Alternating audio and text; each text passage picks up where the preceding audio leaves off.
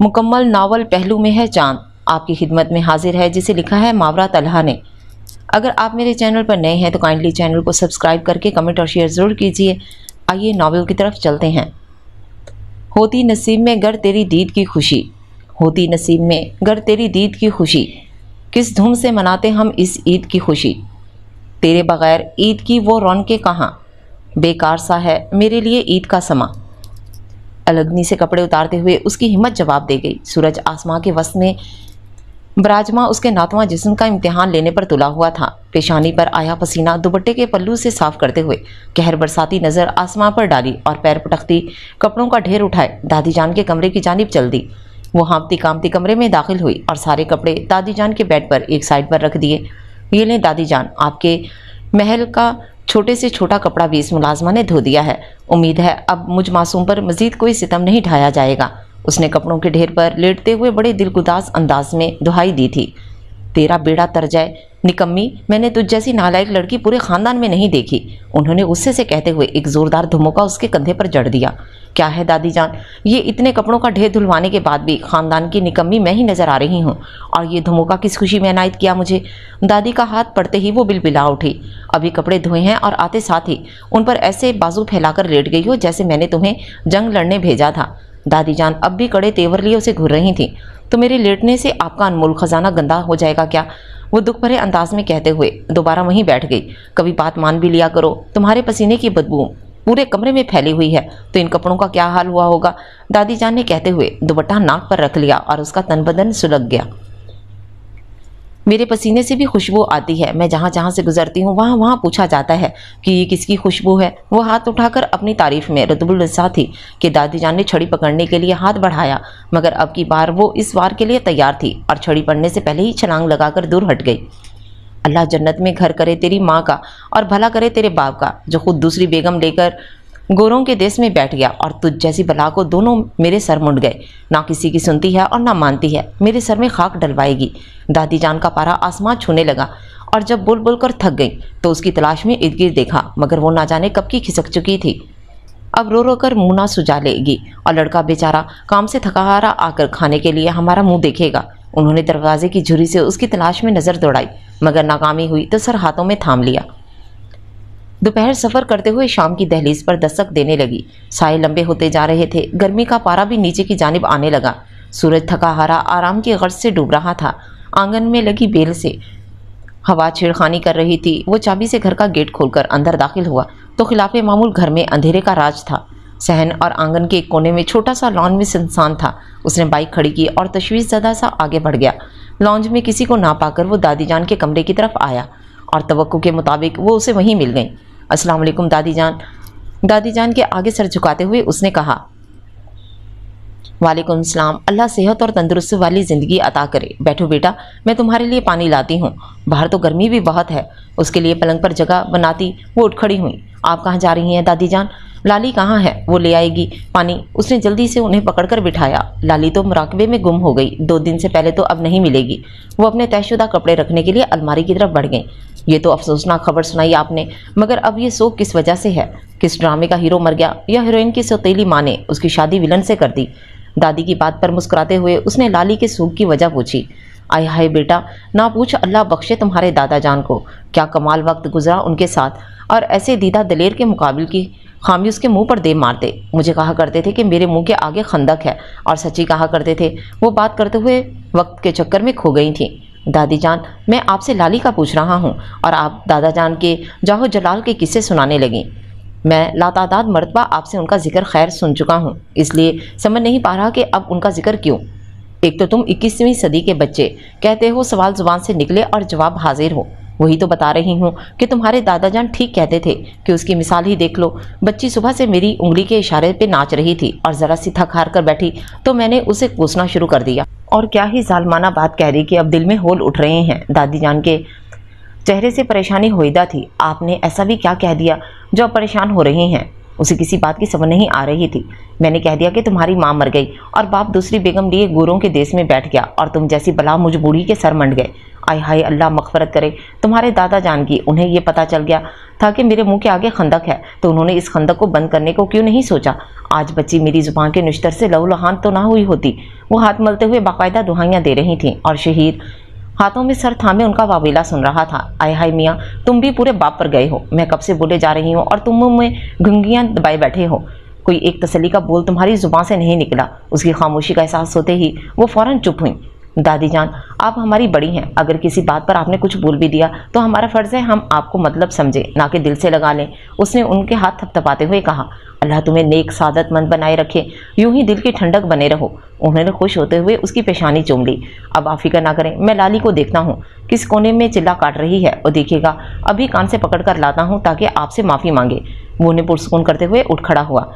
बेटा, आराम से बात करना और कान से पकड़ कर लाने की कोई ज़रूरत नहीं। बहनें चंद दिन की मेहमान होती हैं, उनसे अच्छे सलूक पर ही तो मालिक बेशुमार नवाजता है। उनकी बात पर सर हिलाते वो उठ गया।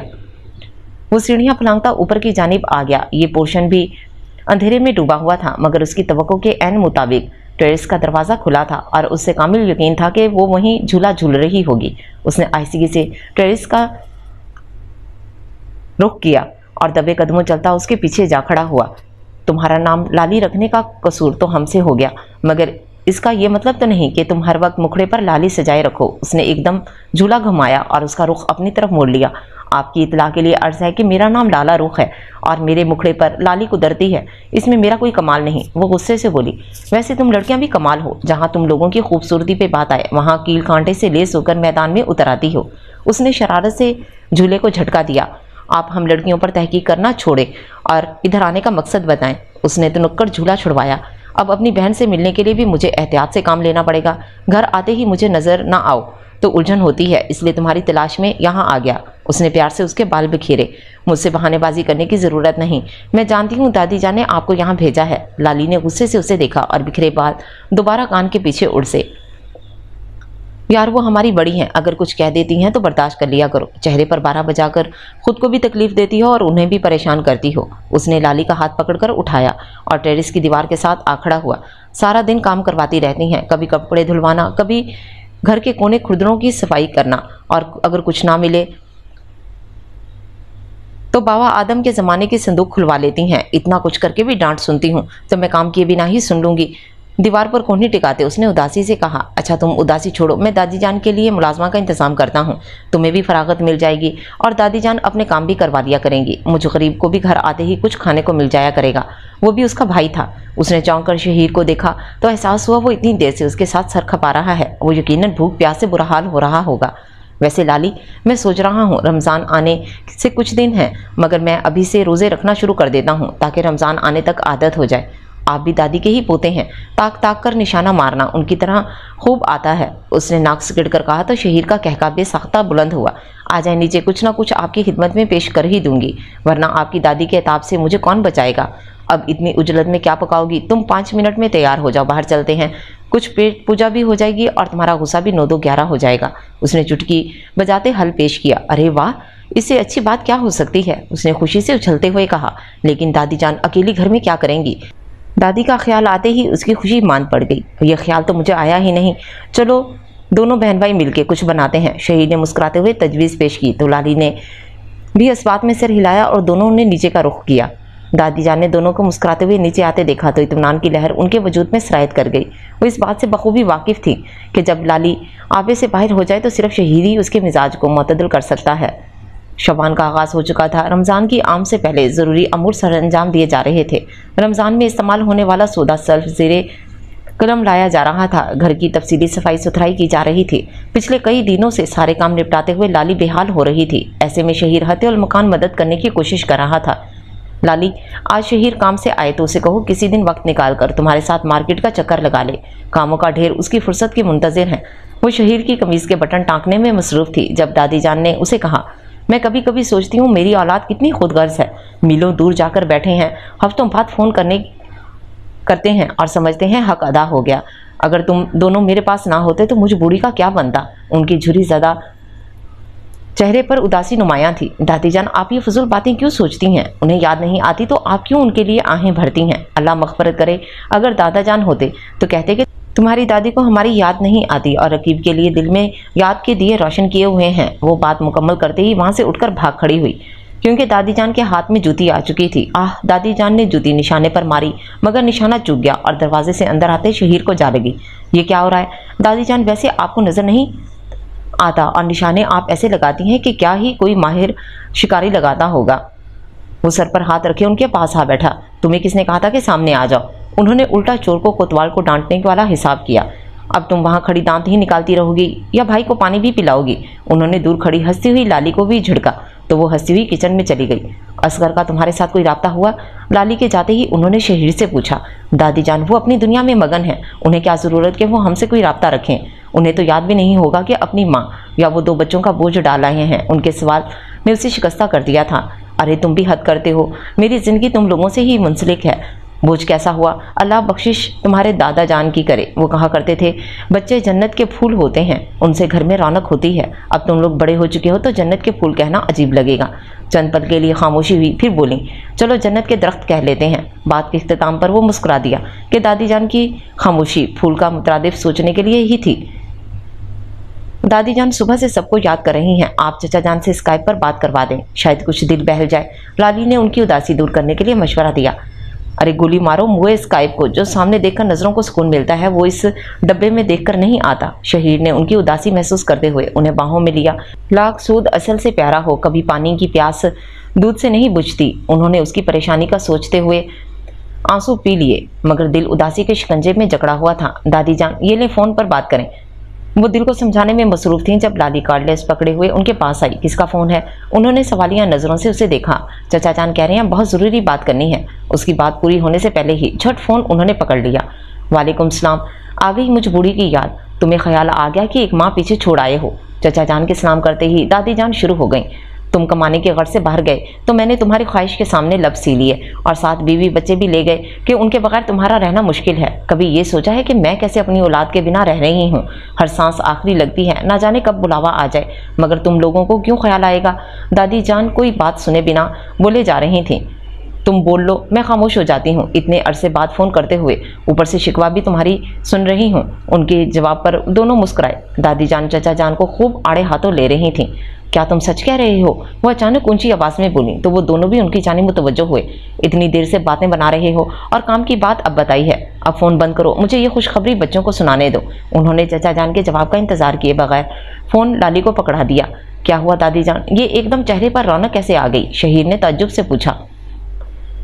अकबर कह रहा था कि सारे बच्चे जिद कर रहे हैं पाकिस्तान जाने की और वो चंद दिनों तक पाकिस्तान आ रहे हैं। दादी जान की आवाज़ में खुशी की खनक थी। अल्लाह ताला ने आपकी दुआ सुन ली, शायद कभी हमारी भी सुन ली जाए। लाली ने दादी जान को गले लगाया। अब उदासी छोड़ो और ऊपर का पोर्शन साफ करो। तुम्हारे चचा को अकल आ गई, तुम्हारे बाप को भी आ जाएगी। दादी जान का बस नहीं चल रहा था खुद ही ऊपर के पोर्शन का जायजा लेने पहुंच जाए, इसलिए पोर्शन की सफाई की जिम्मेदारी लाली को सौंप दी थी। रात का अंधेरा जमीन पर दस्तक देने लगा था। गर्मी की तपिश भी मध्यम हवा की बाइस खत्म हो गई थी। लाउंज में महफिल जमी हुई थी। वो घर जहां लाली की आवाज़ें गूंजती थीं, अब वहां तरह तरह की आवाज़ें सुनने को मिल रही थीं। शोर का ये आलम था कि कान पड़ी आवाज़ सुनाई नहीं दे रही थी। दादी जान किसी बात पर हंसती तो खुशी उनकी आंखों को नम कर देती थी और लाली किचन और लाउंज के दरमियान घनचक्कर बनकर रह गई थी। लाली, तुम भी बैठ जाओ। वो चाय के खाली कप उठाने वापस किचन में जा रही थी कि चची जान बोल उठी। चची जान, किचन का थोड़ा सा काम रह गया है, फिर आप लोग मुझे अपने दरमियान ही पाएंगे। उसने जाते हुए मुस्कुराकर जवाब दिया। अरे शुक्र करो काम कर रही है, वरना इसे उठाने के लिए मिन्नतें करनी पड़ती हैं। उसके जाते ही दादी जान ने धीमी आवाज़ में कहा तो सब मुस्कुरा दिए। अम्मा, ये शहीर कहाँ गया? हमें छोड़कर ऐसा गायब हुआ कि दोबारा नजर नहीं आया। अकबर साहब ने सवाल करते हुए मतलाशी नजरें इर्द गिर्द घुमाई। वो कब आदि है ऐसी महफिलों का, इसीलिए शर्माते हुए कहीं बैठ गया होगा। तुम भी तो लड़कियों का ढेर उठाकर ले आए हो और लड़कों को वहां छोड़ाए हो। दादी जान ने चचा के सवाल पर ऐसा दबिंग जवाब दिया कि उन्हें खामोशी में ही आफियत महसूस हुई। अम्मा ये सब फारिग थी तो यहाँ आने की जिद करने लगी। लड़कों के इम्तिहान होने वाले थे, अगर वो भी फारिग होने का इंतजार करते तो ये चक्कर भी खटाई में पड़ जाता। हमें यही बेहतर लगा कि अभी चक्कर लगा लेते हैं, लड़कों का क्या है, आते जाते रहेंगे। चची जान ने तफसीली जवाब दिया ताकि दादी जान मुतमईन हो सकें।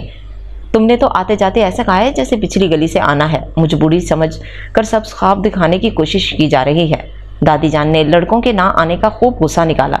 दादी जान, बाबा कहते थे आप गुस्से की बहुत तेज हैं, मगर मुझे तो बहुत फनी लग रही हैं, लाइबा ने कहा तो लाली ने उसे ऐसे देखा जैसे दिमागी हालत पर शुबा हो। हाँ बेटा, मुझे मस्खरियाँ ही तो आती हैं, उन्होंने ऐसे अंदाज में कहा कि लाइबा चुप कर गई। लाली लबों तले मुस्कुराहट दबाते हुए शहीर को बुलाने चली गई। सूरज उफक कर अपनी मतवाली चाल चलता और नीचे दुनिया उसके गुस्से का निशाना बनती जा रही थी। हर कोई कहरबाज निगाहों से उसे देख रहा था, मगर उसकी बेनियाजी अरूज पर थी। फलक से काले बादलों का ग्रोह उठा और देखते ही देखते हर सू अपनी राजधानी कायम कर गया। लम्हों में आसमां का रंग सुनहरी सा काला हो गया। फिजा मसूर कुन हुई और बादलों के किसी टुकड़े ने आलम सुरूर में अपना बंद खोला तो आसमां से सफेद बूंदों का तांता बन गया। चंद लम्हों में जलती जमीन पर पानी से जलथल हो गई थी। लाली आपी, क्या आप फारिग हैं? वो टीवी पर कोई ड्रामा देखने में मसरूफ थी जब धीमे कदमों से आयमा उसके पास आ खड़ी हुई। उसने मुस्कुराती निगाहों से सामने खड़ी पोनी टेल में बालों को कैद किए हाथों को मरोड़ती कंफ्यूज सी लड़की को देखा। चचा जान की फैमिली में यह लड़की उसे सबसे ज्यादा क्यूट लगी थी। मैं फारिग तो नहीं हूँ। उसके फारिग ना होने का सुनकर उसका मुंह लटक गया। लेकिन अगर इतनी प्यारी गुड़िया चाह रही है कि मैं सब काम छोड़ दूं तो मैं इसका दिल कैसे तोड़ सकती हूँ। कुछ देर के बाद उसने बात मुकम्मल की तो उतरा हुआ चेहरा पल में खिल उठा। तो फिर जल्दी से उठिए और मेरे साथ बाहर लॉन में चलिए, इतना अच्छा मौसम है कि पूछिए नहीं। उसने जोश से कहते हुए उसका हाथ पकड़ा और अपने साथ खींचती हुई बाहर ले गई। बारिश की बूंदों ने उस पर खुशगवार असर डाला था। पल में सारी कोफ्त भूलकर वो आयमा के साथ मौज मस्ती में मगन हो गई थी। छोटे से लॉन में भागते एक दूसरे को पकड़ते हुए ऐसे खिलखिला रही थी कि आवाज़ें पूरे घर में गूंज रही थीं। आयमा, बाकी सब कहाँ हैं? उसे अचानक महसूस हुआ कि वो दोनों अकेली हैं। मामा पापा किसी से मिलने गए हैं और बाकी सब अपने अपने कामों में मसरूफ है। मैं अकेली बोर हो रही थी तो आपके पास आ गई। वो लॉन के वस्त में खड़ी बाजू खोले मुंह ऊपर किए नन्ही बूंदों को खुश आमदीद कह रही थी।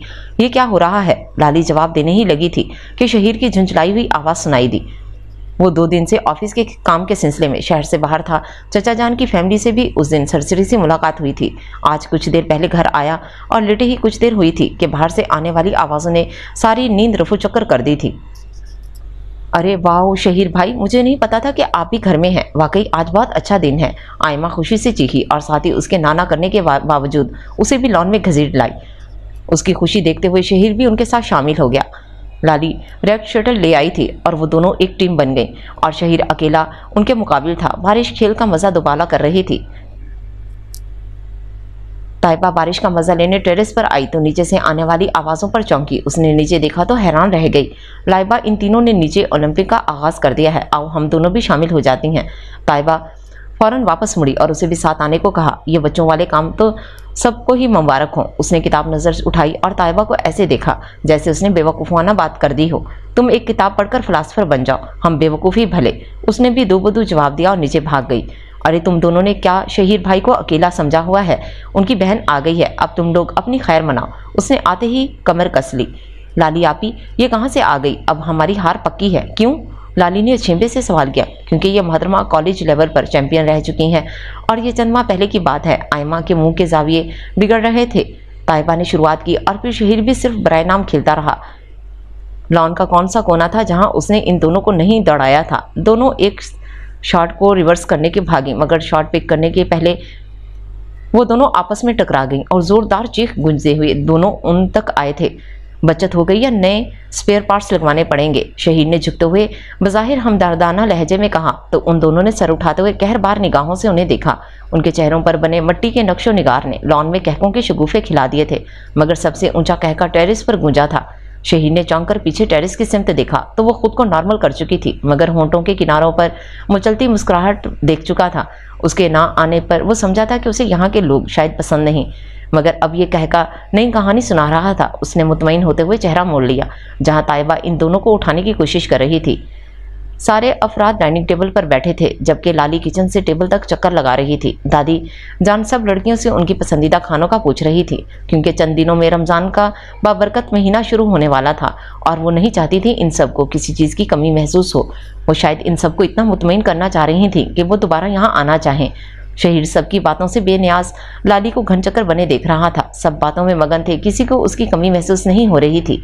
उसने चंद लम्हे बर्दाश्त किया और फिर उठ खड़ा हुआ। सबने उसे उठते देखकर पूछा, कुछ नहीं लाली। हॉट पॉट उठाए मुड़ी तो वो गुस्से से भरा पीछे खड़ा हुआ था। तुम किसी की मुलाजमा नहीं हो लाली, तुम्हारी कोई हेल्प नहीं कर सकता तो तुम्हें भी इतने लवाजमात तैयार करने की ज़रूरत नहीं। वो गुस्सा जब्त करते हुए दबी आवाज़ में बोला। क्या हो गया भाई, आप ऐसे कब से सोचने लगे? वो हैरानगी से उसका चेहरा देखने लगी। मैं इतने दिनों से देख रहा हूँ, तुम हवास बाख्ता इधर से उधर चकराती फिर रही हो और सारी दुनिया बातों में मगन होती है। अगर किसी को तुम्हारा एहसास नहीं तो तुम्हें भी उनके लिए इतना कुछ करने की ज़रूरत नहीं। उसने हाथ पाट पकड़कर वापस स्लेब पर रख दिया। भाई वो सब यहाँ मेहमान हैं, अगर आपकी बातें दादी जान ने सुन लें तो उन्हें कितना बुरा लगेगा। आप ऐसी बातें करते हुए बिल्कुल अच्छे नहीं लगते। वो हाथ पाट लेने के लिए वापस मुड़ी तो उसकी निगाहों में किचन से दूर होता स्याह आंचल आया और उसके बदतरीन खदशे की तस्दीक हो गई। मुझे लगता है किसी ने सुन लिया, बल्कि लाइबा ने सब सुन लिया, और वो तो पहले ही मोहतात रहती हैं। आप भी ना। उसने क्या जाने ऑल फोल बक दिया था। वो उसके हाथों से खुद को छुड़वाती परेशानी से बाहर लपकी। उसके आते ही खाना शुरू हो गया, मगर सारा वक्त वो दुर्जीदा निगाहों से लाइबा को देखती रही। उसके चेहरे पर कोई तासुर नहीं था जिससे वो कुछ अखज़ कर पाती। लाली, तेरा ध्यान कहाँ है? खाना सामने है और तू अपने ख्यालों में खोई है। अल्लाह बख्शे, तेरे दादा जान कहा करते थे, रिज़्क़ की बेहुरमती करने से अल्लाह सख्त नाराज़ होता है, और जिसने रब को नाराज़ कर दिया उसने सब कुछ खो दिया। दादी जान उसकी बेख्याली भांप गई और सख्ती से टोका। बेटा, आज आपकी तबीयत ठीक नहीं है ना? सारा दिन कामों में लगी रहती हो। तुम सब कल से बहन के साथ हाथ बटाओगी। अपना घर है इसलिए अब ये मेहमानदारी वाला किस्सा ख़त्म करो। चची जान ने उसकी खामोश तबीयत के खराबी समझते हुए सब लड़कियों को ही वही बात कह दी जिससे वो बचना चाहती थी। चची की बात के इख्तिताम पर उसने तल्ख नज़रों से शहीर को देखा तो वो निगाह चुरा गया, जबकि लाइबा के तासरात इस पल भी स्पाट थे। दिन में होने वाला निगाहों का तसादम अपना असर खो चुका था। सब खाना खाकर कुछ देर बाद सोने के लिए चले गए, और एक वो थी जो रात गए भी सोगवार चेहरा लिए टीवी लाउंज में बैठी थी। टीवी पर कोई ड्रामा चल रहा था, मगर उसकी निगाहें किसी नादीदा मरकज़ पर टिकी हुई थी। शहीर पानी पीने के लिए कमरे से बाहर निकला तो उसे देखकर रुक गया। तुम यहाँ क्यों बैठी हो? उसने हैरानी से पूछा, मगर जवाब न दारा उसने रुख भी फेर लिया। मैंने ऐसी भी कोई बात नहीं कह दी थी लाली जिस पर यूं रूठा जाए। तुम्हारी फिक्र की और उल्टा मुझे ही तुम मुर्द इल्ज़ाम ठहरा रही हो।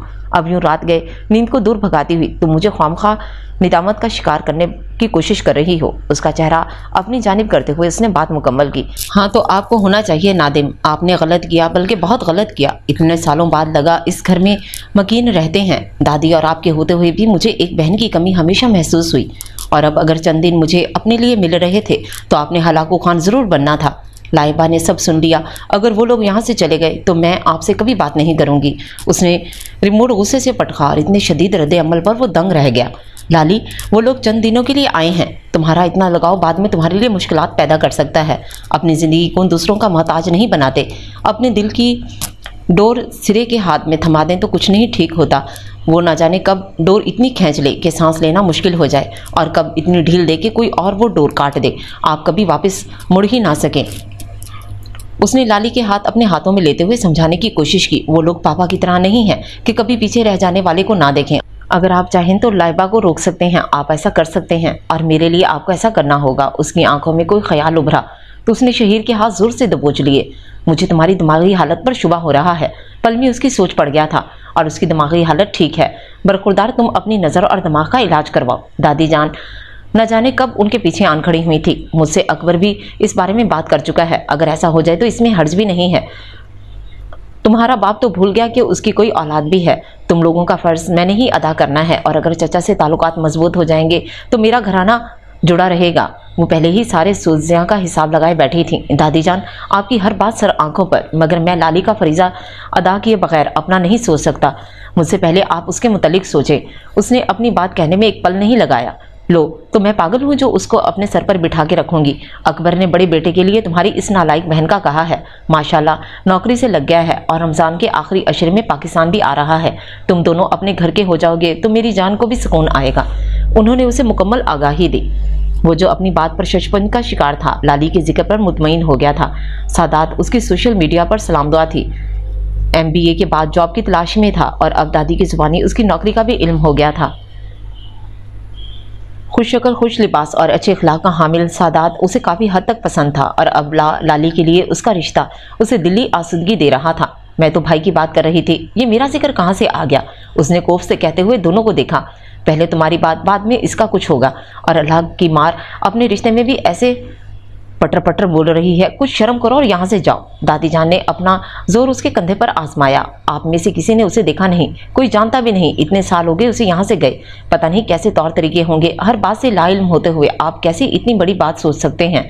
वो कहाँ चुप रहने वाली थी, कंधा सहलाते हुए बोली, हमारा खून है, तुम्हारे चचा का बेटा है, उससे बढ़कर क्या जानना इसके बारे में। अल्लाह बख्शे तुम्हारे दादा जान कहा करते थे, अपनी मार के भी छाँव में फेंकते हैं, और मैं कभी इख्तलाफ ना करूं उनकी बातों से। दादी जान ने कानों को ऐसे हाथ लगाया जैसे बात करते हुए भी किसी गुनाह की इर्तिकाब हो रही हो। वाह दादी जान, क्या ही अजीब बात कही आपने। सरताज मोहतरम ने जब मर ही गए तो क्या फ़र्क धूप में फेंके या छाँव में। मर जाने के बाद धूप छाँव का एहसास कहाँ रहता है। वो लाला रुख थी, किसी बात को आसानी से हजम ना करने वाली, और उसका जवाब दादी जान को सर पकड़ने पर मजबूर कर गया। शहीद, इसे कहो मेरी नज़रों के सामने से दूर चली जाए, वरना मैं कुछ बुरा कह दूंगी। उन्होंने गुस्से से पास पड़ी लाठी पकड़ी तो उसे भागते ही बनी।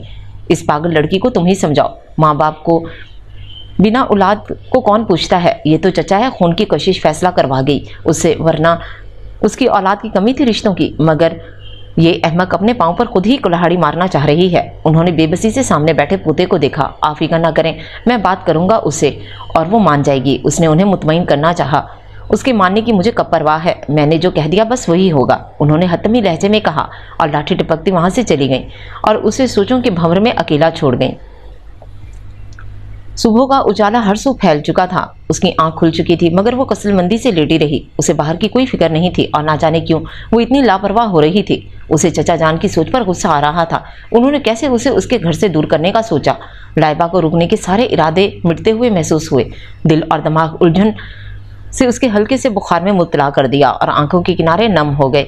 लाली आपी, ये देखिए मामा ने आपके लिए सूप भेजा है, अब जल्दी से पिए और उठकर बाहर आए, आपके बिना कुछ भी अच्छा नहीं लग रहा। वो जो ये सोचकर कुढ़ रही थी कि किसी को उसकी फिक्र नहीं, आयमा की आमद और सूप का प्याला उसकी सारी उदासी दूर भगा गया।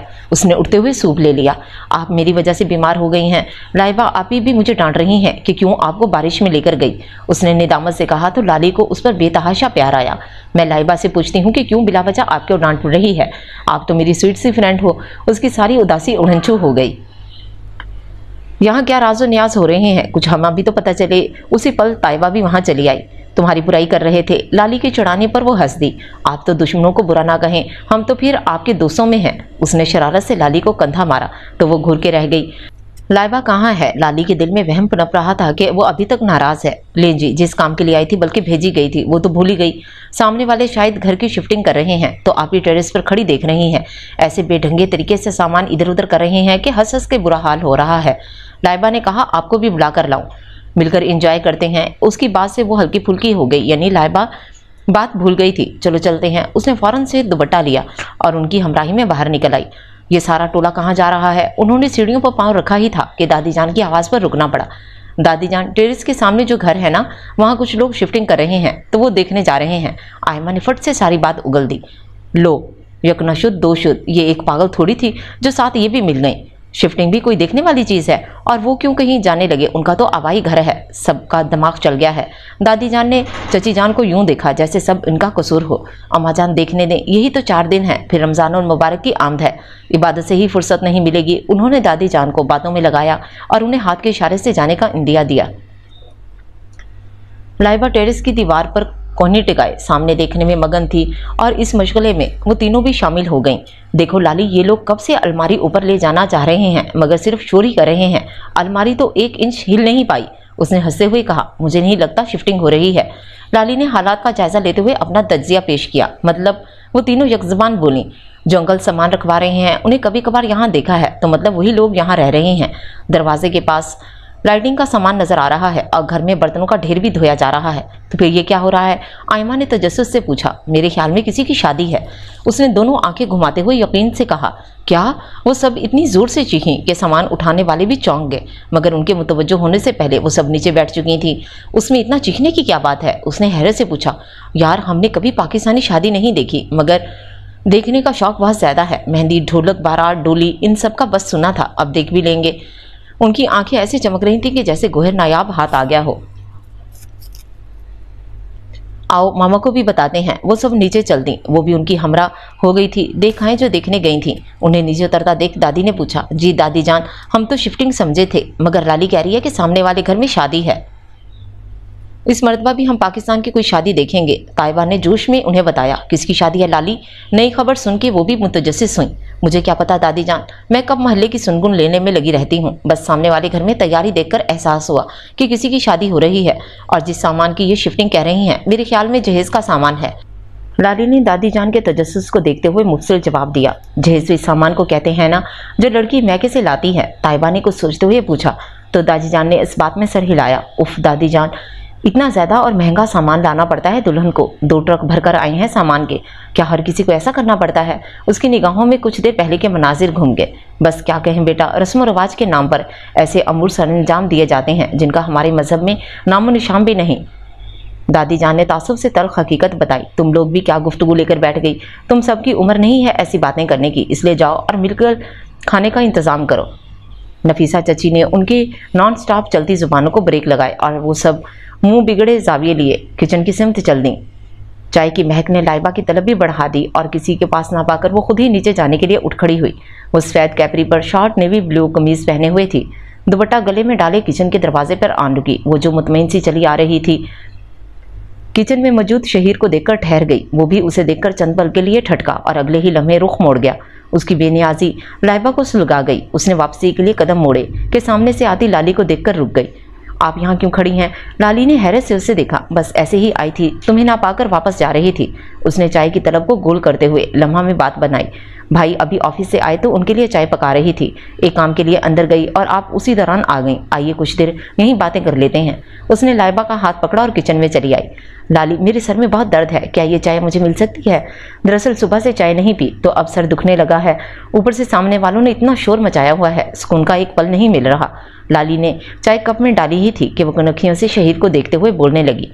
उसने चौंक कर सामने खड़ी लड़की को देखा जो चंद लम्हे कबल बिल्कुल तरोताज़ा थी और अब एक दम से कनपटी को मसल रही थी। लाली ने एक लम्हा सोचे बिना कप उसे पकड़ाया और वो उस पर गुस्सीली नजर डालता वहां से निकल गया। वो खूब समझ रहा था कि उसका सरदर्द किस लिए था। लाली उसकी गुफ्तगू वक्ती उबाल के जेरे असर थी। अगर वो गुफ्तगू लाइबा सुन चुकी होती जबकि इस बात पर मुकाबले के लिए आमादा थी तो उसे पीछे हटना ही मुनासिब लगा था। उसकी वजह कतन ये नहीं थी कि दादी जान इन दोनों के रिश्ते के मुतालिक सोच रही थी, बल्कि वो लाली के लिए कोई मुश्किल खड़ी नहीं करना चाहता था। सादात बहुत अच्छा लड़का था और वो नहीं चाहता था कि उसकी ज़ात की वजह से लाली की ज़िंदगी से कोई खुशी रूठ जाए। चाय के साथ मेडिसिन भी ले लें, लाली ने फिक्रमंद से होकर कहा और उसने इनकार में सर हिला दिया। लाइबा, आप उस दिन गुफ्तगू से नाराज़ हैं क्या? लाली ने उसे तन्हा अपने साथ देखा तो दिल का खदशा जाहिर किया। नहीं, मैं तुमसे कतन नाराज़ नहीं हूँ। हर इंसान की अपनी सोच होती है और उस पर दूसरा पाबंदी नहीं लगा सकता, लेकिन तुम इस सब के लिए खुद को कसूरवार नहीं समझो। ये मेरा और तुम्हारे भाई का मामला है और मैं उसे बेहतर तरीके से हल कर सकती हूँ। उसने कप स्लेब पर रखा और मुस्कुराते हुए उसके सामने आन खड़ी हुई। वो उससे कुछ और भी कहना चाह रही थी मगर बाहर से आने वाले ढोल की आवाज़ में उसकी आवाज़ को दबा गई और वो दोनों एक दूसरे की तरफ देखकर मुस्कुरा कर रह गए।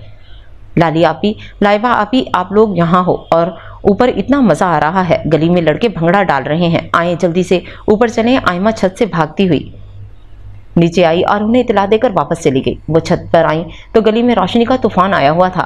कैमरामैन की फ्लैश, मूवी मेकर की लाइट्स, आराइशी लाइट्स और अनार जलने से पूरी गली रोशनी में नहा गई थी।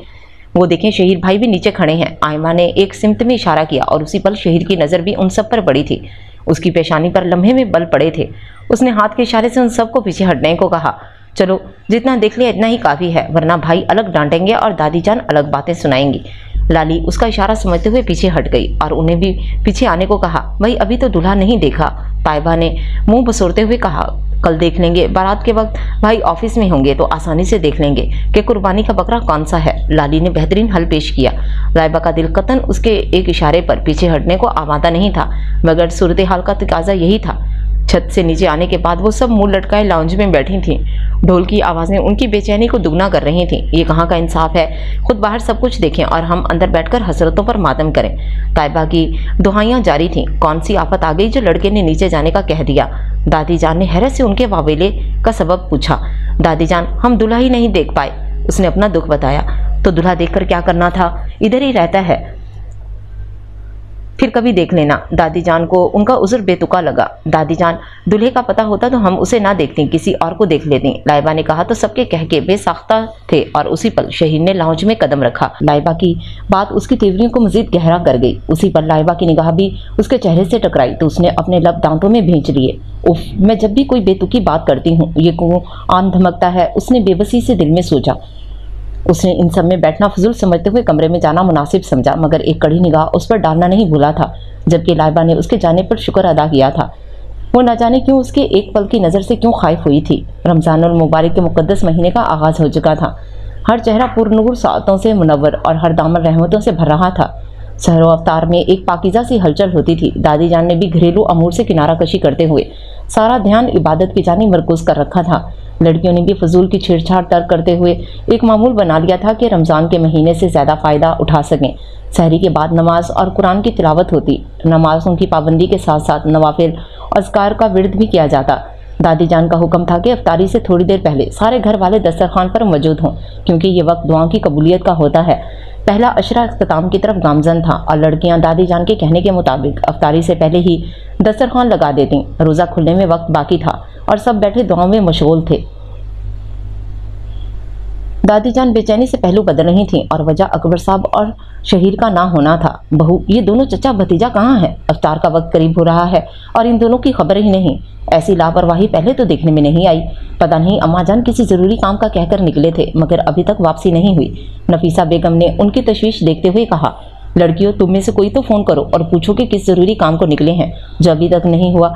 दादी जान के कहने पर लाइबा उठ खड़ी हुई। किसको फ़ोन किया जा रहा है? वो फ़ोन स्टैंड तक पहुंची थी कि अकबर साहब मुस्कुराते हुए लाउंज में दाखिल हुए। अकबर, हद है नालायकी की। अल्लाह बख्शे, तुम्हारे अब्बा जान कहा करते थे छोटे बड़ों के नक्शे कदम पर चलते हैं, और आज देख भी लिया। ये शहीर कभी ऐसे गायब नहीं हुआ। अब देखो इसका भी नहीं पता कहाँ निकल गया। दादी जान ने सारा गुस्सा चचा जान पर निकाला। अम्मा जान, इतना गुस्सा ठीक नहीं। हम तो इन नालायकों को लेने गए थे और बताया इसलिए नहीं कि सबको सरप्राइज़ देना चाहते थे। उन्होंने दादी जान को बाहों में घेरते हुए मुतमईन करना चाहा और सबने लाउंज में दाखिल होते शहीर को देखा, जिसने हाथों में बैग पकड़ रखा था और उसके पीछे सादात और इमाद मुस्कुराते हुए अंदर दाखिल हो रहे थे। भाईजान, इनको देखकर आयमा की चीख सबसे बुलंद हुई थी। तुम दोनों कितने चालाक हो गए हो, हमें तो कह रहे थे कि ईद के बाद आओगे। लाइबा भी शिकवा करते हुए इन दोनों से मिल रही थी। हमारा कोई कसूर नहीं, क्योंकि ये सब शहीर भाई का प्लान था। इमाद ने सारा मलबा शहीर के सर डाला। वो अपनी झोंक में उसकी तरफ पलटी, मगर उसकी सवालिया निगाहों से अपने सिम देखते पाकर कुछ नहीं कह सकी। वो उसके बोलने का मुंतजिर ही रहा और लाइबा वापस पलट गई। बस करो लड़कियों, और अब आकर दस्तरखान पर बैठो, वक्त हो चुका है इफ्तार का। ये मिलना मिलाना बाद में कर लेना। दादी जान के कहने पर उनकी जान बख्शी हुई। रात गए तक गुफ्तगू का सिलसिला जारी रहा। दादी जान दोनों को पास बिठाए सालों की प्यास बुझाने में मसरूफ थीं। बहनें भी भाइयों के गिर्द घेरा डाले बैठी थीं, जबकि लाली किचन में अकेली जल भुन रही थी। घर में किसी को ध्यान भी उसकी तरफ नहीं था। वो नज़रों से बचती हुई अपने कमरे में आ गई थी। सादात ने एक नज़र जाते हुए वजूद पर डाली और मुस्कुरा के रुख फेर लिया। उसकी कहानियां तो वो बहनों से सुन चुका था, मगर एक नई कहानी वो अपनी मर्जी से लिखना चाह रहा था। गुफ्तगू का सिलसिला मुनक़ता हुआ तो सबने अपने कमरों का रुख किया। दादी जान ने अकबर साहब और शास्ता बेगम को रोक लिया था। शास्ता, कुछ दिन पहले अकबर ने बच्चों के मुतालिक अपने ख्वाहिश का इजहार किया था। यकीन तुम भी बाखबर होगी। लाली और शहीर की तरफ से मैं हाँ करती हूँ, मगर मैं चाहती हूँ तुम लोग भी बच्चों से पूछ लो। मैं किसी जोर ज़बरदस्ती की कायल नहीं हूँ। उन्होंने बात ख़त्म करते हुए सवालिया निगाहों से उन्हें देखा। अम्मा जान, हमें भी अपने बच्चों पर पूरा भरोसा है, मगर आपकी ख्वाहिश का एहतराम करते हुए मैं बच्चों की राय ज़रूर मालूम कर लूँगी। शास्ता बेगम ने उन्हें भरपूर मुतमईन करते हुए कहा, अकबर, तुम एक बार इस सिलसिले में असगर की राय भी पूछ लो। दिल नहीं कर रहा कि उसकी इतनी बेरुखी के बावजूद उससे कुछ पूछा जाए, मगर बच्चों का बाप है, वो खुद को जितना भी दूर करे, हम इस हकीकत को झुटला नहीं सकते। आज फिर उनके अंदर दुख का उबलता लावा बह निकला था और आंखों में नमी आ गई थी। आप फिक्र ना करें, मैं ज़रूर बात करूँगा। उन्होंने भरपूर तसल्ली दी और दादी जान आंखों की नमी साफ करने लगी, जबकि दरवाजे की ओट में खड़ी लाली बहते आंसुओं समेत मुड़ गई थी। उनके बाप ने जिंदगी के हर मोड़ पर उन्हें तन्हा कर दिया था। उसे नहीं चाहिए थे ऐसे रिश्ते जिनके लिए तरसना पड़े या भीख मांगनी पड़े। उसे हमेशा अपनी ज़ात भिखारी लगी थी। जो बाप की दो मीठे बोल अपनी ज़ात के खाली कशकोल में डालना चाहती थी, तो आज फैसला हो गया था कि लाली का कोई बाप नहीं। अगर जिंदगी में कभी अपना हक जताने आए भी तो वो हक से मुकर जाएगी। उसने सख्ती से दिल की बात पर मोहर लगाते हुए आंखें रगड़ी। लाइबा, अबू जान तुम्हें बुला रहे हैं। वो नमाज पढ़कर फारिग हुई तो ताइबा उसे बुलाने आन पहुंची।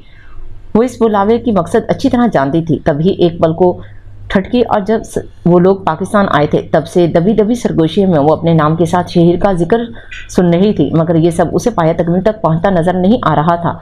वो अपने मुतालिक उसकी राय जान चुकी थी। उसकी निगाहों में हमेशा एक नाफहम तासुर नजर आया और अब वो पल आ गया था कि उसे भी कटहरे में खड़ा किया जा रहा था। जी अबू, आपने बुलाया मुझे? दरवाज़ा खोलते हुए पूछा, मगर अंदर सादात को देखकर उसे मजीद हैरानी हुई। सादात उससे छोटा था, मगर फितरतन भाई से झिझक महसूस हो रही थी। आओ वही बैठो, तुमसे छोटी सी राय दरकार थी। अबू ने उसे सामने कुर्सी पर बैठने को कहा तो वो हाथ मरोड़ती उदास सी बैठ गई। बेटा, अब तुम लोग बड़े हो गए हो, अपना बुरा भला बेहतर समझने लगे हो, मगर इस सब के बावजूद मैं तुम लोगों के मुतालिक फैसला करना चाहता हूँ। मगर इससे पहले तुम दोनों की राय लेना भी ज़रूरी समझता हूँ। उनकी तमहीद पर उसका दिल बेख्तियार धड़का। मैं तुम्हारी अम्मी और दादी जान चाहते हैं कि हम अपने रिश्ते और मजबूत करने और इस सिलसिले में सादात के लिए लाली और तुम्हारे लिए शहीद का इंतखाब किया गया है। सादात को हमारे फैसले से इनकार नहीं और अब मैं आपकी मर्जी जानना चाहता हूँ। अकबर साहब फैसले का अख्तियार उसे सौंपकर कुर्सी से टेक लगाकर बैठ गए और वो जो खुद को आउटस्पोकन समझती थी इस पर गिंग रह गई। अल्फाज उसके गले में अटकने लगे थे, लबों को बाहम पेवस्त किए, होंठों की कपकपाहट रोकने की कोशिश कर रही थी। उसने हाथों का इर्ताश रोकने के लिए मुट्ठियां भींच रखी थीं। क्या हुआ लाइबा, क्या तुम्हें कोई एतराज़ है? अगर कोई मसला है तो तुम हमें बता सकती हो। उसकी खामोशी भरे माहौल में अजीब सा तनाव पैदा कर दिया था और इसी तनाव से घबराकर शाइस्ता बेगम कह उठी। वो माँ के लहजे की कपकपी महसूस कर गई थी। उनका लहजा किस डर से कांपा था वो जान गई थी। बेटियों की माएँ कैसे कैसे खौफ दिल में लेकर बैठी होती हैं, उसका अंदाज़ा वो माँ के चेहरे की उड़ी रंगत देखकर बखूबी हो रहा था। आप लोग जैसे बेहतर समझे, मुझे कोई एतराज़ नहीं। वालिदैन की मुस्कुराहट उसे मुतमईन करने के लिए काफ़ी थी। ठीक है, फिर मैं अम्मा से बात करता हूँ, तुम लोग भी तैयारी शुरू करो। इंशाल्लाह रमज़ान के बाद रिश्तों की डोर मज़ीद मजबूत करते हैं। अकबर साहब ने खुशी से कहते हुए दोनों बच्चों के सर पर हाथ रखा और बाहर कान लगाए खड़ी ताइबा खुशी से बेहाल हो गई। लाली और शहीर दोनों ही उसे बेहद पसंद आए थे। लाइबा के साथ शहीर का जोड़ सुनकर उनकी मन की मुराद पूरी हो गई थी। अफ्तारी के बाद सब ने मिलकर दस्तरखान समेटा। लाली ने नमाज पढ़ने के बाद किचन समेटना शुरू किया। बर्तनों के ढेर से उसे उलझन हो रही थी, इसलिए वो नमाज के फौरन बाद किचन सफाई में जुट गई थी। सब कुछ पहले जैसा था, वही शब रोज़ वही मामूल, मगर उसके होंठों पर जान चुप आन ठहरी थी। मुस्कुराना भी उसे किसी बोझ की माने लग रहा था। सब उसकी खामोशी को शर्म समझ रहे थे, मगर वो अंदर ही अंदर कांच की तरह टूटकर बिखर रही थी।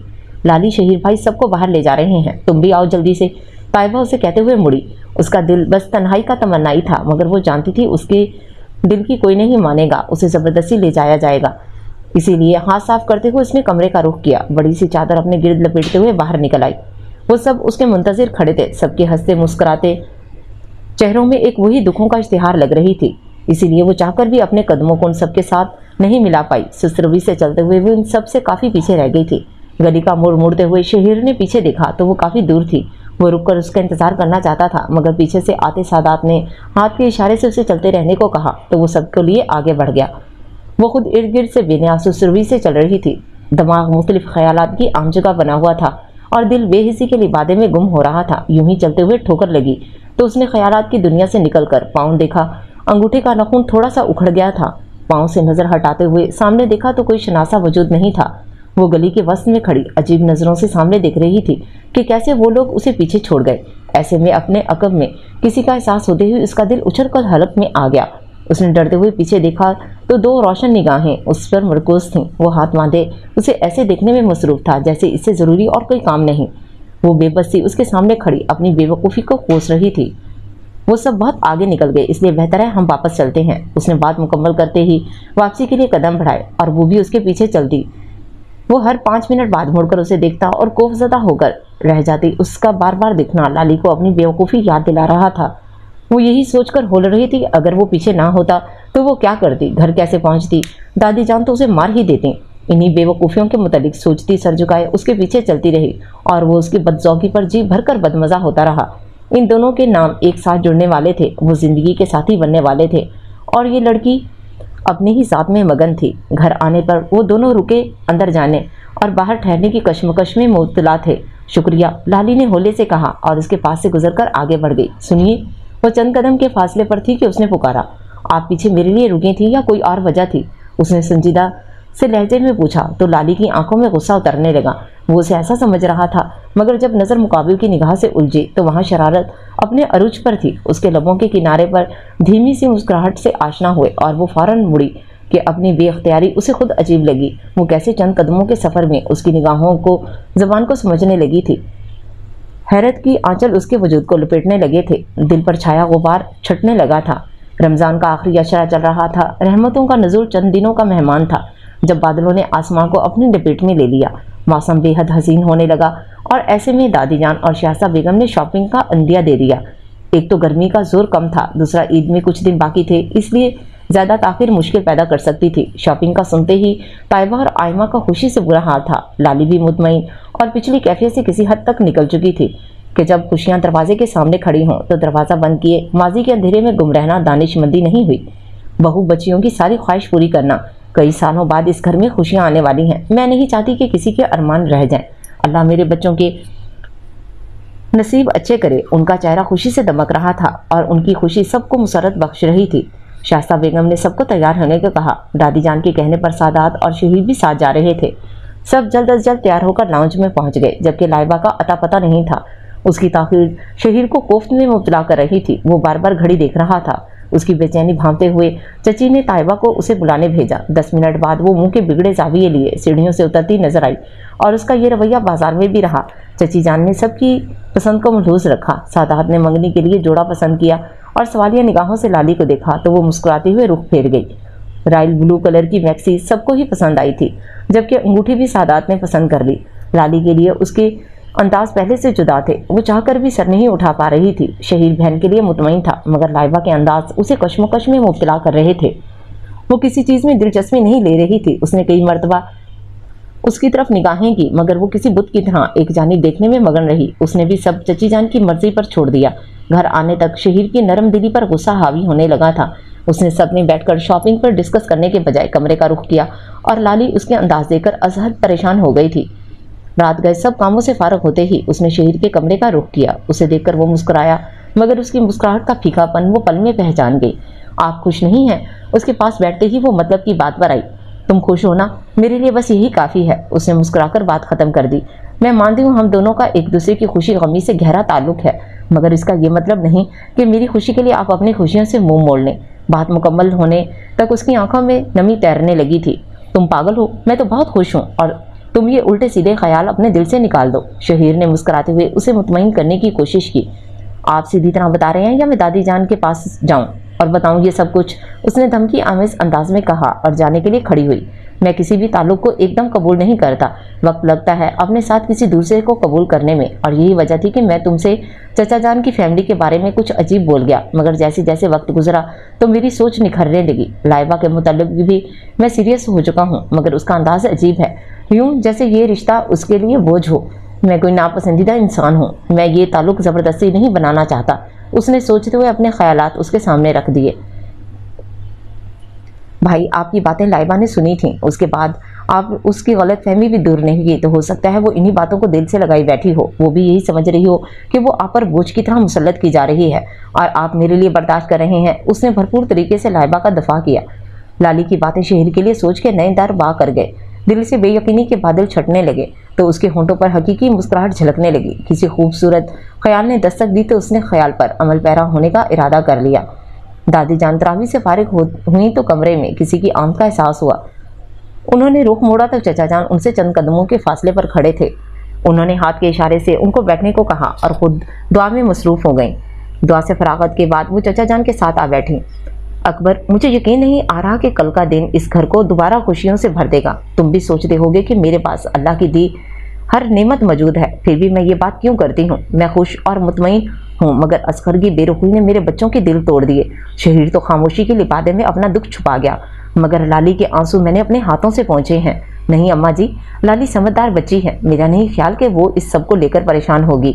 उन्होंने वाकई लाली के चेहरे पर मुस्कुराहट के सिवा कोई और तासुर कम ही देखा था। तुम नहीं जानते, मगर मुझे सब खबर है। फ़ोन की हर घंटी पे मैंने उसे चौंकते देखा। माँ बाप के जिक्र पर उसकी आंखों में चमकते जुगनू मैंने देखे हैं। तुम अपनी बेटियों को सीने से लगाते हो तो उसके चेहरे पर फैलते महरूमी के रंग मैं देखती हूँ। उनके चेहरे पर उदासी का रंग हावी हो गया। अम्मा जी, आप बिल्कुल परेशान ना हो। लाली हमारे लिए बेटी ही है। वो और सादात बहुत मुतमईन ज़िंदगी गुजारेंगे। पहले मैं सिर्फ मंगनी करके ही वापस जाना चाहता था, मगर अब सोच रहा हूँ कि जल्द निकाह का फ़र्ज़ भी अदा कर दें। उन्होंने अपनी तरफ से भरपूर तसल्ली कराने की कोशिश की और वो इसमें किसी हद तक कामयाब भी रहे। बहुत वक्त हो गया, सुबह ढेरों काम है, अब तुम भी आराम करो ताकि सुबह ताख़ीर ना हो। अल्लाह ने चाहा तो सब ठीक होगा इंशाअल्लाह। दादी जान को मुतमईन देखकर वो वहाँ से उठकर कमरे में जाने के बजाय लाउंज में बैठ गए।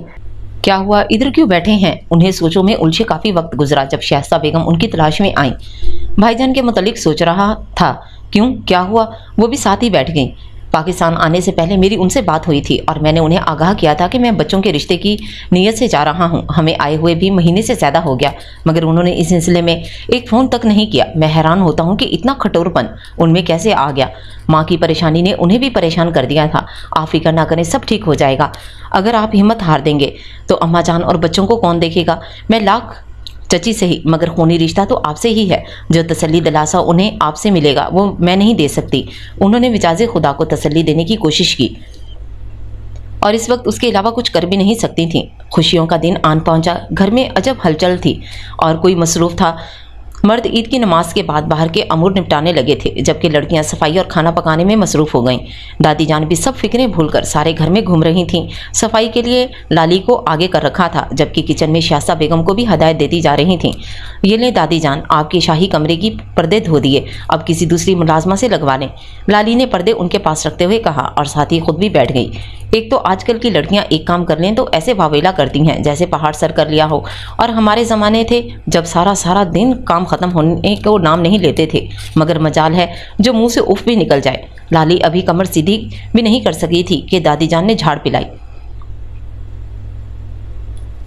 दादी जान, इस घर में अब आपकी और भी पोतियां हैं, मगर सारे मुलाजमों वाले काम आपको मुझसे ही करवाने याद रहते हैं। किसी और तरफ भी नजर करम कर लिया करें। ये ताइबा से कहे, हर वक्त फारिग दांत निकालती रहती है। उसकी दुर्गत सुनते देख ताइबा हंस रही थी और लाली ने बर वक्त बदला चुकाया, क्योंकि दादी जान का अब रुख उसकी तरफ हो गया था। तुम क्या खीखी कर रही हो? जाओ माँ की मदद करो। अल्लाह बख्शे, तुम्हारे दादा जान कहते थे लड़कियों की हंसने की आवाज़ घर की दीवारों को भी सुनाई नहीं देनी चाहिए। उनकी बात पर ताइबा वहाँ से खिसक गई। आपके मिजाजी खुदा के कहने के मुताबिक हम होंठ सी लें। लाली की जुबान पर खुजली हुई तो उसने फट से सवाल किया, जिसका जवाब धमोके की सूरत में फौरी मिला। जुबान को लगाम दो और जाकर के पर्दे लगाओ। दादी जान के अगला हुक्म सादिर करने पर उसने जोर से पैर पटका। इसी पर इक्तफा नहीं किया, बल्कि बच्चों की तरह मुंह बसोड़ते हुए सर इनकार में हिलाने लगी। सादात किसी काम से बाहर जा रहा था कि उसकी नज़र लाली पर पड़ी और वो बेसाख्ता रुक गया। आज उसे पहली बार वो लाली नजर आई जिसके तज़किरे वो महीनों से सुन रहा था। दादी जान और लाली की जंगे जुबान ज़ुदे आम थी, मगर वो अभी तक इस नज़ारे से महरूम था। अब अचानक उसे वो नज़र आ गया जिसका उसने सिर्फ जिक्र सुन रखा था। इससे पहले कि लाली की नज़र उस पर पड़ती, वो मुस्कुराहट दबाता वहाँ से निकल गया। अम्मा जी, अब लड़कियों को माफ़ कर दें, थोड़ी देर मेहमान आ जाएंगे और ये ऐसे सरझाड़ पहाड़ मिलेंगी। उन्हें कहीं कि जाकर तैयार हों, जोहर के बाद मंगनी की रस्म है। लाली जो कि रोते हुए पर्दे उठा रही थी, चची जान की आमद ने उसे बचा लिया। मेहमान कौन आ रहे हैं? दादी जान ने लाइल्मी से पूछा, क्योंकि दावत तो किसी को नहीं दी थी। अम्मा जी, अकबर ने अपने कुछ दोस्तों को बुलाया है। उन्होंने दादी जान को मुतमईन किया और उसे तैयार होने के लिए भेज दिया। लाइबा पहले ही जा चुकी थी। जोहर की नमाज अदा करते वो कमरे में आईं और रोते हुए बच्चों को खुशियों की दुआएं मांगने लगीं। कई लम्हों बाद इत्मीनान महसूस हुआ तो ना जाने दिल में क्या समाई कि कमरा बंद करते हुए फ़ोन लिए बेड पर आ बैठीं। डायरी से नंबर निकाला और तमाम हिंद से ध्यान से मिलाने लगीं। इससे पहले ये काम शहीर और लाली किया करते थे, मगर इस बार वो खुद करना चाह रही थीं, किसी के इल्म में लाए बगैर, क्योंकि आज ईद का दिन था। बच्चों की खुशी का दिन खराब नहीं करना चाहती थीं। कई मरतबा नंबर मिलाने के बाद भी दूसरी जानिब से कोई जवाब मौसूल नहीं हुआ तो उन्होंने थककर फ़ोन साइड पर रखा और तकिए से टेक लगाते हुए आंखें मूंद लीं। आंखों में बेतहाशा नमी फैलने लगी। वो ना जाने कितनी देर अपनी उदासी लिए कमरे में बैठी रहती, मगर दरवाजे पर होने वाली दस्तक पर उठना पड़ा। आंखों की नमी पल्लू से साफ करते हुए दरवाजे तक आईं और दरवाज़ा खोलते ही फौरन मुड़ गईं। वो नहीं चाहती थी कि आने वाला उनकी आंखों की सुर्खी देखकर परेशान हो। अम्मा जी, उन्हें पुकारा गया। अकबर, तुम बाहर बैठो, मैं थोड़ा काम करके आई और शाइस्ता से कहो बच्चे। वो बोलते हुए एकदम साख्त हुई। एक एहसास उनके वजूद में सरायत कर गया। उन्हें एकदम महसूस हुआ कि आवाज़ किसी और से मिलती जुलती थी। अम्मा जी कहने वाला कोई और था। उन्होंने धीरे से पीछे देखा और एहसास को मुजस्सिम पाया। उन्होंने सहारे के लिए कुर्सी थामी। कई साल उन्होंने आने वाले के इंतज़ार में काटे थे। कई लम्हे सामने खड़े वजूद को याद किया था, कई पहर उसके ख्यालों में गुम रोते हुए गुजारे और आज उसके सामने आने पर आगे बढ़कर गले नहीं लगा सकें। उन्होंने कुर्सी पर बैठते हुए रुख मोड़ लिया, आंखों का पानी बहने लगा था। अम्मा जी, मैं बहुत बुरा हूँ, मगर खुदारा मुझसे मुंह मत मोड़िए, मुझे सजा ज़रूर दें, मगर मुझे सफाई का मौका दीजिए। वो माँ का हाथ पकड़े सर झुकाए सामने बैठ गए। तुम क्यों आए हो और आज ही क्यों आए हो? इतने साल अपनी जुदाई की मार मारी है तो अब भी ना आते? मेरे बच्चे तुम्हें भूल रहे थे, अपनी ज़िंदगी में आने वाली खुशियों को खुशामदीद कह रहे थे। तुम क्यों आए हो असगर? उन्होंने अपना हाथ छुड़ाया, चेहरे पर तल्खी का तासुर ले आई, मगर आंखों पे बंद नहीं बांध सकें। अम्मा जी, मैं मानता हूँ कि मेरा जुर्म बहुत बड़ा है, आपके अलावा मैं बच्चों का भी गुनाहगार हूँ, मगर ये सब किस्मत का लिखा है, इसमें मेरा साथी फैसला शामिल नहीं। मैं भी आप सबके लिए बहुत तड़पा हूँ, मगर आ नहीं सका, मुझे माफ़ कर दें। मैं आपके सामने हूँ, हर सज़ा के लिए तैयार, मगर मुझे माफ़ कर दें। उनकी आंखों से आंसू बह रहे थे। मुकाबिल भी माँ थी, कब तक दिल पर पत्थर रख सकती थी? ऐसी भी क्या मजबूरी कि अपनी माँ को भूल गए? अपने मासूम फूल से बच्चे याद ना रहे, जो पहले ही माँ की ममता भरे लम्स से महरूम थे। उनका लहजा नरम होने लगा था। दादी अम्मा, शहीर उन्हें बुलाने आया, मगर कदम दरवाजे पर ही रुक गए। दादी अम्मा और उनके सामने बैठे असगर साहब ने मुड़कर दरवाजे की सिमत देखा, जहां वो साख्त खड़ा था। अम्मा, ये शहीर है ना? उन्होंने एक नज़र में पहचान लिया। वो हूबहू उनकी जवानी की तस्वीर था।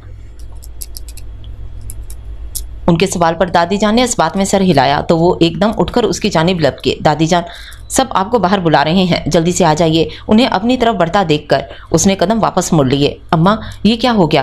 क्या इतना वक्त गुजर गया कि वापसी की कोई सूरत नहीं? इतने साल तेरे बगैर गुजारे हैं, तेरी राह तकते उनकी आंखें पथरा गईं। अब कुछ देर तो लगेगी उन्हें वापसी तस्लीम करने में। आज तुम्हारे बच्चे अपनी ज़िंदगी का नया सफ़र शुरू करने वाले हैं, उनकी खुशियों के लिए दुआ करो।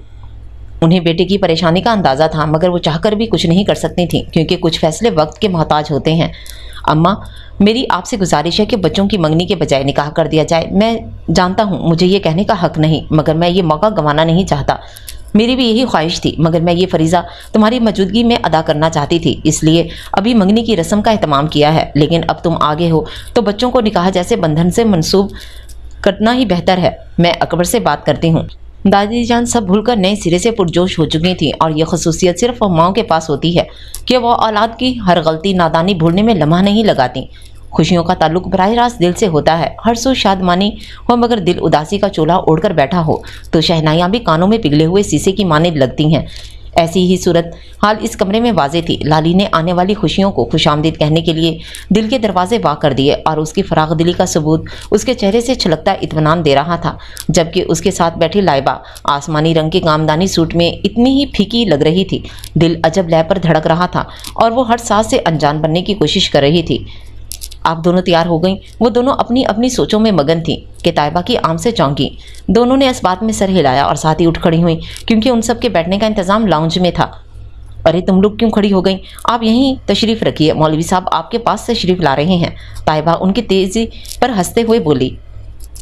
मौलवी साहब क्यों? लाइबा अपने ख्यालों में इस कदर गुम थी कि ये बात का मतलब समझे बगैर सर हिलाते हुए वापस बैठ गई, जबकि लाली ने हैरत से पूछा, और उसके पूछने पर लाइबा भी चौंकी। वो तो सरप्राइज़ है। वो जवाब देकर कमरे से निकल गई। वो दोनों इसी शशोपंज का शिकार एक दूसरे का मुंह देख रही थी कि शायस्ता बेगम अंदर आईं, और उनके पीछे अकबर साहब, मौलवी साहब और असगर साहब भी कमरे में दाखिल हुए। लाइबा जल्दी से सर झुका गई, मगर लाली मौका महल नज़रअंदाज किए चचा जान के साथ खड़े शख्स को देख रही थी। कोई और वक्त होता तो वो रास्ते आंखों का धोखा समझती, मगर सामने का मंजर हकीकत था। चची जान ने आगे बढ़कर दुपट्टा नीचे किया, मगर वो फिर भी चेहरा उठाए उन्हें देख रही थी। आंखें धुंधलाने लगीं, पानी गालों को तर्क करने लगा। उसकी बेखुदी ने कमरे में अजब सा माहौल पैदा कर दिया था। मौलवी साहब तीसरी बार उसका जवाब पूछ रहे थे, मगर हर आवाज़ जज्बे और एहसास से महरूम हो चुकी थी। चची जान ने आगे बढ़कर उसका सर इस बात में हिलाया, साइन की जगह उसके हाथ को पकड़कर अंगूठा लगाया। जैसे ही सब लोग कमरे से निकले तो उसका सख्ता टूटा। उसने बेयकीनी से साथ बैठी लाइबा को देखा, जो अपने ख्यालात को झटके उसके लिए फिक्रमंद थी। मैं तुम्हारे लिए पानी मंगवाती हूँ। वो उसके कंधे पर हाथ तसल्ली भरा रखते हुए पानी लेने के लिए बाहर चली गई। उसे सामने कोई लड़की नज़र नहीं आ रही थी, और ख़ुद किचन में जाना अजीब लग रहा था। किचन में जाने के लिए लाउंज से गुजरना पड़ता, और इस वक्त किसी का सामना नहीं करना चाहती थी, ख़ास तौर पर उस इंसान से जिसके साथ उसका रिश्ता लम्हे में बदल गया था। लाइबा, आप यहाँ क्यों खड़ी हैं? वो ना जाने कहाँ उसके पीछे आ खड़ा हुआ। वो जी जान से कांपी, दिल का खदशा उसके पीछे खड़ा था। मरता क्या न करता के मज़दाक उसे शहीर की तरफ चेहरा करना पड़ा। पानी चाहिए था, इसलिए किसी लड़की को देख रही थी। उसने धीरे से जवाब दिया। उसकी बेबाकी और हठधर्मी इस पल ना जाने कहाँ जा सोई। वो भी उसके मध्यम लहजे पर खुशगुमा हुआ था। लाइबा, ये सब जो भी हुआ इसे कबूल नहीं कर पा रहा। लाली बहुत जज्बाती है, वो इस लम्हे बिल्कुल टूट चुकी होगी। प्लीज़ तुम उसका ख्याल रखना। मुझसे ज़्यादा सहारा उसे आप दे सकते हैं। उसकी फिक्रमंदी और हसासियत उसके दिल को छू गई थी। सादात भी इन सब की यूं ही फिक्र करता था। मैं अभी खुद को नहीं समझा पा रहा, उसे क्या समझाऊंगा। उसके लहजे से परेशानी होईदा थी। किसी को सफाई का मौका जरूर देना चाहिए। क्या पता जो आपके लिए गलत हो वो दूसरे के लिए उस पल दुरुस्त हो। एक मौका तो बड़ी से बड़ी अदालत भी देती है मुजरिम को, ताकि वो अपनी सफाई बयान कर सके। वो जाने के लिए मुड़ा था जब वो बोली, और ना चाहते हुए भी वो ठहर गया। वो समझ नहीं सका ये बात वो अपनी सफाई देने के लिए कह रही थी या उसे इन हालात में दुरुस्त सिमत दिखाने के लिए। मैं लाली को देख लूंगी, आप फिक्र ना करें। उसकी आंखों का सवाल पढ़ते हुए भी उसने जवाब नहीं दिया, क्योंकि कुछ जवाब खुद तलाश करने चाहिए। उसकी लाली के हवाले से फिक्रमंदी दूर करते हुए वो वहां से वापस मुड़ गई। इस सब में शहीर के होंठों पर इस रिश्ते के हवाले से पहली मर्तबा सच्ची मुस्कुराहट आई थी। सारे मेहमान रफ्ता रफ्ता रुखसत हुए तो घर वालों की महफिल लाउंज में जम गई। दादी जान बेटे के पास बिठाए सालों की प्यास बुझा रही थी। बातों का महाज गर्म था जब अचानक दादी जान को लाली और शहीर की कमी महसूस हुई। बहू, ये बाकी बच्चे कहाँ हैं? शहीर अपने कमरे में है, जबकि लाइबा लाली के पास है। उन्होंने बच्चों के मुतालिक उन्हें बताया। सादात, जाओ शहीर को बुला कर लाओ और लड़कियों को बुलाने को भी भेजो किसी को। इन तीनों की गैर मौजूदगी उन्हें अच्छी नहीं लगी। कुछ देर में शहीद संजीदा सादात के साथ आया और खामोशी से एक तरफ बैठ गया, जबकि ताइबा अकेली ही वापस आई। दादी जान की सरार पर 2-3 दफा इन्हें बुलावा भेजकर, मगर जाने वाला हर बार खाली लौट आया। दादी जान किसी बात पर सब हंस रहे थे कि सीढ़ियों से धमधम करती वो उतर रही थी और अफ्ताह खैजा लाइबा भी उसके पीछे थी। दोनों इन्हीं कपड़ों में थी। फर्क सिर्फ ये था कि लाली का चेहरा बिल्कुल साफ था, यूं जैसे वो तैयार ही ना हुई हो।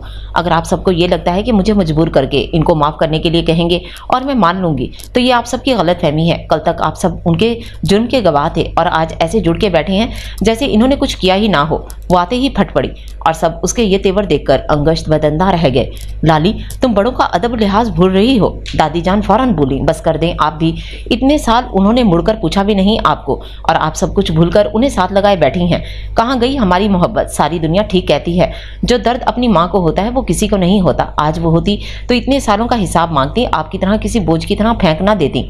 वो ऐसे भिभरे पानी की मानी थी जो अपने साथ बहुत कुछ बहा ले जाता है। बोलते हुए सब कुछ भूल बैठ गई। लाली, तुम दादी से किस तरह बात कर रही हो? सब हैरत से लाली के अंदाज देख रहे थे। ये ऐसे में शहीर ही उठकर उस तक आया था। हाँ, मैं ऐसे ही बात करूंगी। इन्होंने कहने कि ये हमारी ज़िंदगी के फैसले बदल दिए। ये होते कौन है मेरा फैसला करने वाले? ये किस हक से मुझे अपनी बेटी समझ रहे हैं? इन्हें बता दें कि ये सारे हकूक खो चुके हैं। उनकी लाली उस दिन मर गई थी जिस दिन उन्होंने अपने छोटे छोटे बच्चे फेंक कर दूसरी औरत के साथ नई जिंदगी शुरू कर ली थी। कुछ नहीं लगते ये मेरे और मेरा हर ताल्लुक इनके साथ ख़त्म हो चुका है। वो इस कदर चीख कर बोली कि उसके गले में खराशें पड़ने लगीं। आवाज़ बैठ गई। उसने एक कहर भरी निगाह सब पर डाली और वापस मुड़ गई। मैं बाहर कमाने के गर्ज से नहीं गया था, बल्कि महबूब बीवी के मौत का गम भुलाने के लिए एक ऐसे सफ़र को चुन लिया जिसकी कोई मंजिल नहीं थी। वो सीढ़ियों तक पहुंची थी कि उसे बिखरी हुई आवाज़ सुनाई दी और वो चाहकर भी कदम आगे ना बढ़ा सकी। कारोबार शराकतदारी की बुनियाद पर शुरू किया और उसी इंसान ने अपनी बहन का रिश्ता मेरे सामने रखा। मुझे अपने बच्चों के लिए वापस आना था, इसलिए मैंने इनकार कर दिया। अलबत्ता इस बात से अम्मा जी को आगाह कर दिया। इस इंसान ने मुझे धोखा दिया, कारोबार में गबन किया और इल्ज़ाम मेरे सर पर डाल दिया। मुझ पर केस चला और कई साल की सज़ा हो गई। कभी कभार अम्मा जी से चंद मिनटों की बात होती तो वो वापसी का सवाल मेरे सामने रख देती। इन हालात में मेरे पास सिर्फ 2 रास्ते थे। एक, मैं सारी हकीकत बता देता, लेकिन मैं जानता था वो ये बर्दाश्त नहीं कर पाएंगी और उसके साथ ये ख्याल सताता कि अम्मा जी के बाद तुम दोनों का क्या होगा। इसलिए मुझे ये कहानी बुनना ज़्यादा आसान लगी। मेरी बीवी, बच्चे और अच्छी ज़िंदगी सब फर्जी बातें थीं। वो अपनी बात मुकम्मल करके खामोश हो गए। लाउंज में इतना सुकूत छा गया कि सुई गिनने की आवाज़ भी सुनाई देती। लाली अपने कदमों को बमुश्किल घसीटती हुई वहाँ से निकलती चली गई। ईद का दिन जिसका सबको बेचैनी से इंतज़ार था, अजब अंदाज से अख्ताम पजीर हुआ। सब अपनी जगह खुद को मुजरिम समझ रहे थे। हर कोई दूसरों से नजरें चुरा रहा था। शहीर के दिल से सारा गुस्सा ख़त्म हो गया था, मगर पेशमानी इस कदर थी कि वो चाहकर भी दोबारा उनका सामना नहीं कर सका। वो टेरेस पर खड़ा अपनी सोचों में गुम था कि कोई उसके साथ आ खड़ा हुआ। अभी ज़्यादा वक्त नहीं गुजरा, सब कुछ बेहतर हो सकता है। उसके लहजे से अजीब सी ढारस मिली। कई दफ़ा हम गलत फहमियों की कितने बुलंद पहाड़ खड़े कर लेते हैं कि दूसरी तरफ का मंजर दिखाई ही नहीं देता। उसकी आवाज़ में अजब मलाल था। जब सब कुछ वाजे हो चुका है तो गले मिलने में देर किस बात की? वो सवालिया नज़रों से उसकी तरफ देख रही थी। अभी हिम्मत मफकूद है, किसी तरह अपनी गलतियों का एतराफ़ करूं। कुछ ज़्यादा मुश्किल नहीं, दिल से इकरार करें तो ज़ुबान खुद ही साथ देने लगेगी। उसने मुस्कुराते हुए मुकाबिल खड़े इंसान को देखा जो चंद घंटों में ही दिल की ज़मीन फतह कर गया था। लाइबा वो जाने के लिए मुड़ी ही थी कि उसने पुकारा, तुम्हारे बारे में शुरू में मेरी राय कुछ अच्छी नहीं थी, मुझे तुम कुछ मगरूर सी लगी, लेकिन अब मुझे यह एतराफ़ है कि हर लड़की में इतनी अकड़ और गुरूर होना चाहिए ताकि वो अपनी हिफाजत कर सके। उस दिन मेरी बातों से तुम्हें तकलीफ़ हुई और मैं जानता हूँ मैं गलत था। मैं काफ़ी दिनों से तुमसे माजरत करना चाह रहा था मगर चाहते हुए भी नहीं कर सका। मेरी सब दिल दुखाने वाली बातों के लिए माजरत। उसके अल्फाज लाइबा के दिल के खदशात ख़त्म कर रहे थे। उसकी सारी गलत फहमियाँ अख्ताम पजीर हुई। उसने मुस्कुराते हुए सर इस बात में हिलाया। ये माजरत कबूल करने का इंदिया था। कमरा अंधेरे में डूबा हुआ था, रात की तारीकी इसके वजूद को भी घिरे हुए थे। उसके अल्फाज बेहुदा सूरत लिए उसके सामने खड़े थे। उस वक्त अपनी सोच से बढ़कर कोई चीज़ उसे करही नहीं लग रही थी। वो घुटनों में सर दिए खुद को मुलामत करने में मसरूफ थी। सारा गुस्सा तो आंसुओं की सूरत बह रहा था। अब जो बाकी था वो सिर्फ निदामत और पछतावा था। उसकी सोचों में खलल दरवाजे पर होने वाली दस्तक ने किया। वो मुसलसल दस्तक को नज़रअंदाज कर रही थी मगर आने वाला भी मुस्तकिल मिजाज था। क्या मसला है? उसने गुस्से से दरवाज़ा खोला मगर सामने सादात को देखकर बाकी मांदा अल्फाज मुंह में ही रह गए। क्या मैं अंदर आ सकता हूँ? उसे दरवाजे के सामने इस्तादा देखकर उसने पूछा तो वो आहिस्तगी से पीछे हट गई। मैं इतना भी डरावना नहीं कि मेरा साथ मिलने पर यूं अंधेरे कमरे में बैठकर रोया जाए। वो अंधेरे में भी उसका रोना जान गया था। वैसे मैं तो तुम्हें खामोशी की मलका समझता था मगर आज जाना तुम तो राइफल की तरह जुबान से गोले उगलती हो। वो मुसलसल बोल रहा था और वो होंठ दांतों में दबाए जब्त कर रही थी। जानती हो, जिस दिन से तुम्हें देखा यही दुआ कर रहा था कि मंगनी के बजाय तुम्हारे सारे हकूक अपने नाम लिखवा लूं। इस दिल ने अच्छा खासा ख्वार किया। मैं इस कदर तंग आ चुका कि मेरा दिल करता था कि मैं दिल लगी करने पर इस दिल की वो हालत करूं जो स्कूल में साजा किसी नालायक तालिब इल्म की करते हैं। वो अपनी बात के इख्तिताम पर खुद ही खिलखिलाकर हंस दिया। बस कर दें ये झूठी मुस्कुराहट, खोखली बातें और मोहब्बत के दावे। मैं जानती हूँ ऐसा कुछ भी नहीं है, इसलिए आप वही कहें जो कहने आए हैं। मैं बहुत बुरी हूँ जो इतने सालों बाद आए। बाप से इस तरह बोल गई। हाँ मैं बुरी हूँ। आप ये भी सोच रहे होंगे कि जो अपने बाप की नहीं बन सकी वो आपकी क्या बनेगी, तो सोचते रहें मैं ऐसी ही हूँ और ऐसी ही रहूँगी। वो चीख कर बोली और बोलते हुए रो दी। मैं ऐसा कुछ बोलने नहीं आया। मैं जानता हूँ कि तुम अपनी जगह बिल्कुल ठीक हो। गलती अंकल की है, कसूरवार वो हैं। तुमने जो किया सही किया। तुम्हारी जगह कोई भी होता तो यही होता। उन्होंने जो किया उसकी सज़ा तो मिलनी चाहिए ना। वो ज़ोरों शोर से उसकी हिमायत में बोला। सादात अल्लाह के वास्ते चुप कर जाएं। क्यों, क्या हुआ? उसने हैरत से पूछा। मेरे उनसे इख्तिलाफात अपनी जगह, आप यूं उनके खिलाफ बोलेंगी मैं बर्दाश्त नहीं करूंगी। वो आंसू पोंछते हुए सर उठाकर उससे मुखातिब हुई। उसके रोकने पर वो बेसाख्ता मुस्कुराया। उसने दायां अब्रू उठाते हुए मुस्कुराहट की वजह पूछी। तुम ये बर्दाश्त नहीं कर सकी कि मैं उन्हें ज़रा भी गलत कहूँ तो ये कैसे बर्दाश्त करिए हो कि बिना किसी कसूर के उन्हें सज़ा के तौर पर उनकी औलाद से जुदा कर दूँ। वो हाथ बांधे परखती निगाहों से उसे देख रहा था और वो निदामत के गड्ढे में गिरती जा रही थी। वो मुझे माफ़ कर देंगे ना? वो पूरी उम्मीद नज़रों से उसे देखने लगी। बिल्कुल करेंगे, और अगर नहीं करेंगे तो मैं तुम्हारी जगह कान पकड़कर घुटनों के बल बैठ जाऊंगा। वो कान पकड़कर वहीं बैठ गया। अरे अरे ये क्या कर रहे हैं? खड़े हो जाएं, कोई देखेगा तो क्या कहेगा? उसने घबराकर उसे खड़े होने को कहा। बस यही कहेगा। सादात अपनी मनकूहा से बहुत डरता है। वो मुस्कुराते हुए खड़ा हो गया। वो जो इस सारी बहस में अपना रिश्ता भूले बैठी थी एकदम से निगाहें झुका गई। दिल क्या धड़का, लब भी मुस्कुराने लगे। चलो अंकल के पास चलते हैं। लाइबा और शहीर भी पहुंच चुके हैं, सिर्फ हमारा इंतजार हो रहा होगा। उसने अपना कुशादा हाथ लाली के आगे किया जिसे थोड़ा हिचकिचाते हुए उसने थाम लिया। उसने मुस्कुराते हुए अपने साथ चलते शख्स को देखा और उसे ये खूबसूरत अदराक हुआ कि उसके पहलू में ये चांद सा शख्स था जिसका साथ उसके नसीब में लिख दिया गया था।